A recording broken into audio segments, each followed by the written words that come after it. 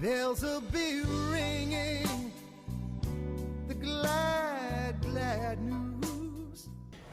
Afternoon everyone, it's Stuart here and the team at TD headquarters in London. What a momentous day it's been today. So we're taking stock after a crazy morning.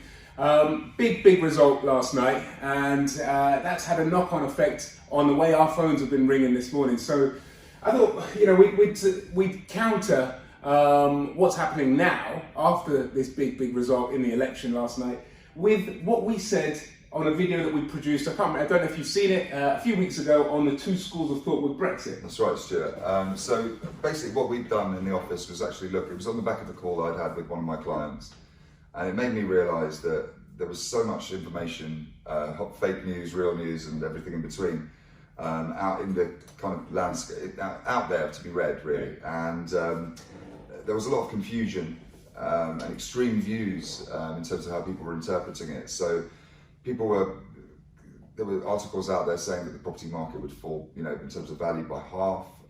There was scope that the pound would fall so low that it would be sort of worth a cent. It'd be a Mad Max scenario. We're all going to die. It was everybody run for the hills type thing. Yeah, doom gloom. Doom and gloom. People talking about potentially leaving the country off the back of the election results. It wasn't a particularly exciting time to be alive. But what we did notice was impact of that information on how the market was behaving. So we had a lot of people who were procrastinating, who were holding off. Some sort of well advised to, others doing so out of fear.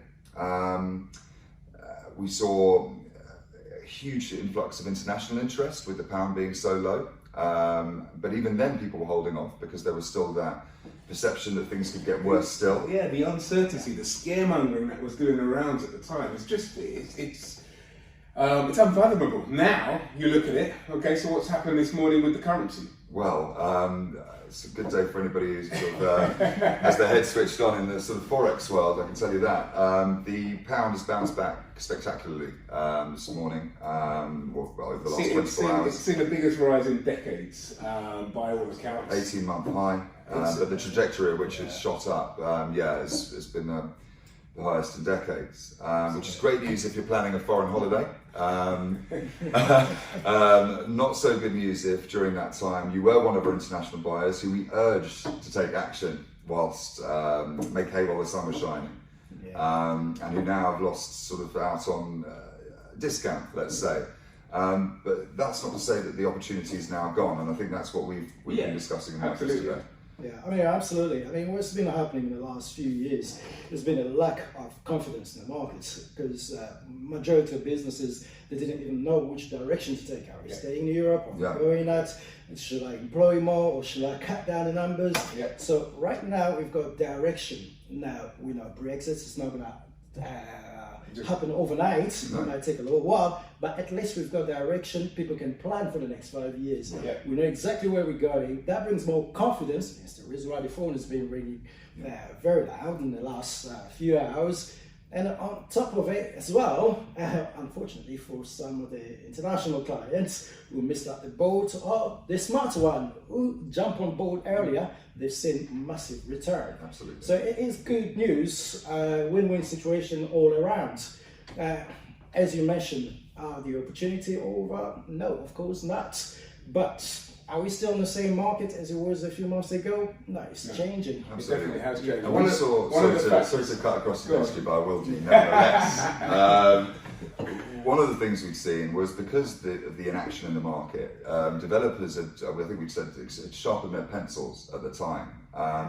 But what does that mean, John? You mean by that? Well, the marketing teams were becoming very creative in terms of the way they extolled the virtues and sort of incentivised the market. Incentivising, offering discounts, offering freebies, offering this, that and the other. They're building anyway, they need to entice buyers into the market. Yeah, and we were talking at the time about Regent Plaza, which one of our projects in Manchester, exactly that. Now, at the time there were a host, almost too many Almost too many. Oh, let's roll through those. That particular development had a 10% discount. Yeah. It had a free furniture pack when you bought it. £3.5 grand back in your pocket. £3.5K. What Free else? legal fees. Free legal fees was about £1,000 saving. Yeah, stamp duty. Stamp duty on the 3 beds. Yeah. What else And was it was there? BMV by virtue of the discount initially BMV, anyway. but also there was a 6% fixed and assured net return for the first 2 years.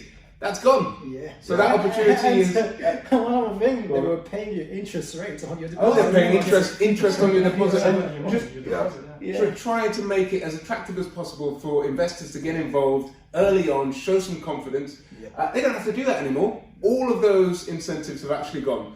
So the guys that got involved early on that, fantastic, well done. We applaud you there. There are still opportunities available, but it is now turning towards, as Francis says, it's now turning towards a developer's or seller's market rather than a buyer's market. So they don't need to necessarily sharpen their pencils. In fact, they're breaking their pencils now and saying, look, you guys got to come to us. We still spend a lot of effort, a lot of time researching and sourcing the best opportunities for you. So we do have a very, very exciting list of opportunities that are going forward into 2020. But now, as it stands at the moment, confidence back in the market. Absolutely. Pound shot up. Yeah. Developers are saying, actually, hey, come to me now. Yeah. And we as a company want to still be able to offer you guys an opportunity to get involved with the opportunities that are still attractive into 2020. Exactly. So if it's a minefield out there, and it remains so, there's a lot of things that perhaps need explaining, and the ramifications of what's went down in the last 24, 48 hours, will need to be sort of fathomed out, and we'll work with you to forge a strategy with the next 5 years, 10 years in mind. But at least we know where we stand now. Yeah, at least there's a little bit of certainty, we've got a little bit of solidity back in our lives, and that's had a major, major effect. Look, I'd like to wish you all a Merry Christmas as well. It was Christmas jumper day today, but nobody got the memo.